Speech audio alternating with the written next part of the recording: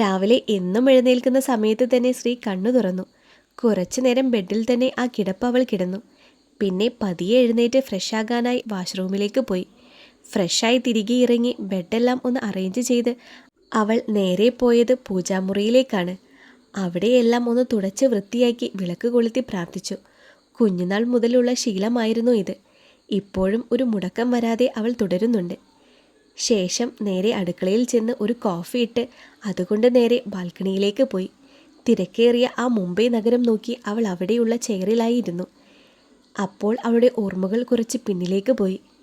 MBBS ഇവിടെ പഠിച്ചതുകൊണ്ട് തന്നെ പഠിത്തം കഴിഞ്ഞ് ഇവിടെ തന്നെ ഒരു ഹോസ്പിറ്റലിൽ പ്രാക്ടീസിന് കയറി. അവിടെ തന്നെ പിന്നെ അവൾ ജോലി കൂടെ ചെയ്ത് അതിൻ്റെ കൂടെ MDയും എടുത്ത് ഇപ്പോൾ 2 വർഷമായി DK ഹോസ്പിറ്റലിൽ ജോയിൻ ചെയ്തിട്ട്. ചുരുങ്ങിയ കാലം കൊണ്ട് തന്നെ നല്ല ഒരു സർജനായി മാറി. ആൾക്കാരുടെയെല്ലാം പ്രിയപ്പെട്ട ശ്രീ ഡോക്ടറായി മാറാൻ അധിക സമയമൊന്നും വേണ്ടി വന്നില്ല.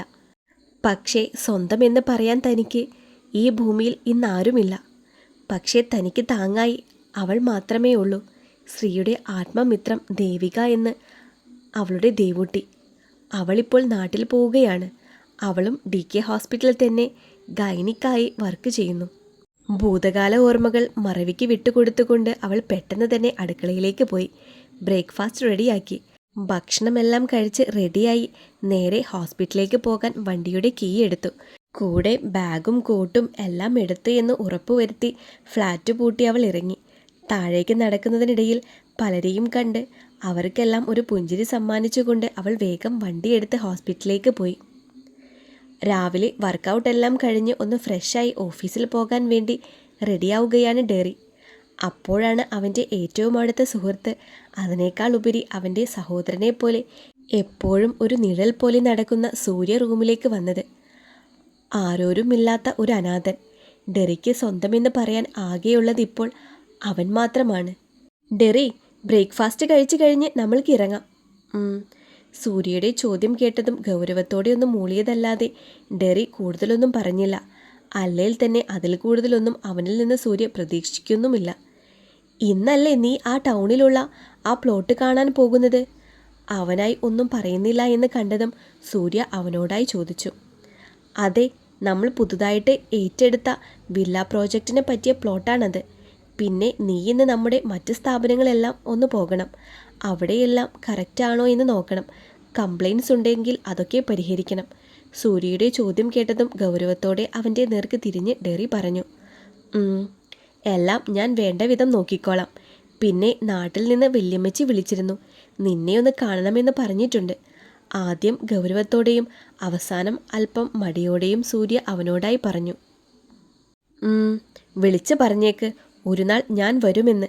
പക്ഷേ ഇപ്പോൾ അവിടേക്ക് വരാൻ സമയമായിട്ടില്ല. പല കണക്കുകളും അവിടെ ചെന്നാൽ എനിക്ക് ചെയ്തു തീർക്കാനുണ്ട്. അതിനുള്ള സമയമാകുമ്പോൾ ഡെറിക്കങ്ങ് കാഞ്ഞിരപ്പള്ളി കുരിശിങ്കൽ തറവാട്ടിൽ കാണും. അന്ന് എല്ലാവരുടെയും മുന്നിൽ ഒന്നിനും പറ്റാതെ നിന്ന, ആരും അറിയാതെ നാട് വിട്ട് വന്നവനല്ല എന്ന് എനിക്ക് തെളിയിക്കണം. എനിക്കറിയാമെല്ലാം. എന്തു തന്നെയാണേലും നമ്മൾ വിചാരിച്ച പോലെ എല്ലാ കാര്യങ്ങളും നടക്കും. ഡെറി പറഞ്ഞു നിർത്തിയതും സൂര്യ അവനെ നോക്കിക്കൊണ്ട് ഗൗരവത്തോടെ അവനോടായി പറഞ്ഞു. പിന്നെ കൂടുതലൊന്നും പറയാതെ 2 പേരും വേഗം ബ്രേക്ക്ഫാസ്റ്റ് എല്ലാം കഴിഞ്ഞ് വീട്ടിൽ നിന്ന് ഇറങ്ങി. ശ്രീ ഹോസ്പിറ്റൽ വന്ന് പതിവ് പോലെ തന്നെ അവൾ എല്ലാവർക്കുമുള്ള പുഞ്ചിരി കൈമാറി അവൾ അവളുടെ ക്യാബിനിലേക്ക് പോയി. അപ്പോഴേക്കും OP സ്റ്റാർട്ടാകാൻ വേണ്ടി നിമ്മി സിസ്റ്റർ അവളുടെ ക്യാബിനിലേക്ക് എത്തിയിരുന്നു. Good morning doctor. അകത്തേക്ക് കയറുന്ന കൂട്ടത്തിൽ അവളെ നോക്കി ഒരു ചിരിയോടെ സിസ്റ്റർ പറഞ്ഞു. Good morning Nimmi sister. ഇന്നെന്തെങ്കിലും എമർജൻസി ഉണ്ടോ? ടേബിളിലുള്ള ഫയൽസ് എല്ലാം ഒന്ന് ഓടിച്ചു നോക്കുന്നതിനിടയിൽ ശ്രീ അവരോടായി ചോദിച്ചു. ഇന്ന് എമർജൻസി ഒന്നുമില്ല, കുറച്ച് അപ്പോയിൻമെൻറ്റ്സ് മാത്രമേ ഉള്ളൂ. അവളുടെ ചോദ്യം കേട്ടതും അവർ പറഞ്ഞു. പിന്നെ മറ്റന്നാൾ സർജറി ഉള്ളവരുടെ ലിസ്റ്റ് ഒന്ന് കൊണ്ടുതരണേ, അവരുടെ ഹെൽത്ത് ചാർട്ടും. സിസ്റ്റർ പറയുന്നത് കേട്ടതും ശ്രീ അവരോടായി പറഞ്ഞു. ശരി ഡോക്ടർ, എന്നാൽ നമുക്ക് OP സ്റ്റാർട്ട് ചെയ്യാം. പല വേദനിക്കുന്ന ഓർമ്മകൾ മറവിക്ക് വിട്ടുകൊടുത്തുകൊണ്ട് അവൾ അവളുടെ ജോലി തുടർന്നു. ഇതേ സമയം ഓഫീസിൽ വന്ന ഡെറി ആരെയും ഒന്ന് നോക്കുക പോലും ചെയ്യാതെ അവൻ്റെ ക്യാബിനിലേക്ക് പോയി. അപ്പോഴേക്കും അവൻ്റെ PA സ്വാതി ഡെറിയുടെ അനുവാദം വാങ്ങി അങ്ങോട്ട് വന്നു. ഒരു ഇറുകിയ ഷർട്ടും മുട്ടുവരെയുള്ള സ്കേർട്ടുമാണ് അവളുടെ വേഷം. മുഖത്ത് ആവശ്യത്തിലധികം പുട്ടിയിട്ടിട്ടുണ്ട്. ഇവൾക്ക് ഡെറിയിലൊരു കണ്ണുണ്ട്. അവനെ സ്വന്തമാക്കണമെന്ന് പറഞ്ഞാണ് നടപ്പൊക്കെ. Swathi, tell me about today's schedule. ലാപ്പിലേക്ക് നോക്കിക്കൊണ്ട് ഡെറി സ്വാതിയോട് ചോദിച്ചു. സർ, ഇന്ന് AK ഗ്രൂപ്പായിട്ട് മീറ്റിംഗ് ഉണ്ട് ഉച്ചയ്ക്ക്. പിന്നെ ന്യൂ ജോയിൻസ് വന്നിട്ടുണ്ട്. അതല്ലാതെ ഇന്ന് വേറെ കമ്മിറ്റ്മെൻറ്റ്സ് ഒന്നുമില്ല. ഓക്കെ. ജോയിൻസിൻ്റെ കാര്യം കിരൺ നോക്കിക്കോളും. New villa project updation within 1 അവർ എനിക്ക് കിട്ടിയിരിക്കണം. Okay sir. ഡെറി പറയുന്നത് കേട്ടതും അവനോട് സമ്മതം പറഞ്ഞുകൊണ്ട് സ്വാതി ഡെറിയെ ഒന്ന് നോക്കി തിരിച്ചുപോയി. കാരണം അവൾക്കറിയാം കൂടുതൽ അടുക്കാൻ ചെന്നാൽ അവൻ അവളെ പൊങ്കാല ഇടുമെന്ന്. സൂര്യ തൻ്റെ വർക്കെല്ലാം കഴിഞ്ഞ് തിരിച്ച് മാൻഷനിലേക്ക് വരുന്ന വഴിയാണ് അവൻ്റെ വണ്ടിക്കെതിരെ ഒരു വണ്ടി കൊണ്ട് നിർത്തിയത്. സൂര്യയ്ക്ക് അത് കണ്ടപ്പോൾ തന്നെ മനസ്സിലായി തനിക്കുള്ള പണിയാണ് എന്ന്. കാരണം ബിസിനസ് രംഗത്ത് ഇവർക്ക് വേണ്ടത്ര ശത്രുക്കളുണ്ട്. ഇപ്പോൾ അവർക്ക് കിട്ടിയ വില്ല പ്രോജക്റ്റ് ടെൻഡറാണ് ഉദ്ദേശം. നേരിട്ട് ഡെറിയായിട്ട് മുട്ടിയാൽ കിട്ടില്ല എന്നറിയാം. അവൻ നോവണമെങ്കിൽ അവൻ്റെ ആത്മമിത്രത്തിന് നോവണം. അതിനാണ് അവർ സൂര്യയെ നോട്ടമിട്ടത്. DK ഗ്രൂപ്പ്സിൻ്റെ ഒരേ ഒരു ശത്രുവാണ് VN ഗ്രൂപ്പ്സ്. അതിൻ്റെ CEO വിവേക് നമ്പ്യാർ.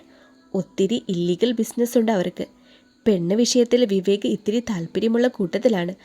ആഗ്രഹിച്ച ആൾക്കാരെയൊക്കെ എല്ലാം അവൻ അവൻ്റെ ബെഡ്റൂമിൽ എത്തിക്കുകയും ചെയ്യും. ആരിത്? മാർട്ടിനോ? എന്താണ് ഈ വഴിയൊക്കെ? അതെന്ത് ചോദ്യമാണ് സാറേ. ഞങ്ങൾ വന്നത് ഒരു കാര്യം അറിയിക്കാനാണ്. ആ പ്രോജക്റ്റിൽ നിന്ന് പിന്മാറിയേക്ക്. അതാണ് സാറിനൊക്കെ നല്ലത്. വെറുതെ ഞങ്ങളുടെ കൈക്ക് പണിയുണ്ടാക്കരുത്. തൽക്കാലം നിങ്ങളുടെ കൈക്ക് പണിയുണ്ടാക്കിയിട്ടേ കാര്യമുള്ളൂ. അടിച്ചൊതുക്കടാ ഈ ഡാഷ് മോനെ. പിന്നെ അവിടെ ഒരു പുകമയമായിരുന്നു അങ്ങോട്ട്. എന്നാൽ ഇതേ സമയം തിരിച്ച് മാൻഷനിലേക്കുള്ള യാത്രയിലായിരുന്നു ഡെറി. അപ്പോഴാണ് അവനൊരു കോള് വന്നത്. എന്നാൽ മറുസൈഡിൽ നിന്നുള്ള വാർത്ത കേട്ട് അവൻ വണ്ടി പെട്ടെന്ന് ബ്രേക്കിട്ട് നിർത്തി. എന്നിട്ട് ഒരു അലർച്ചയായിരുന്നു.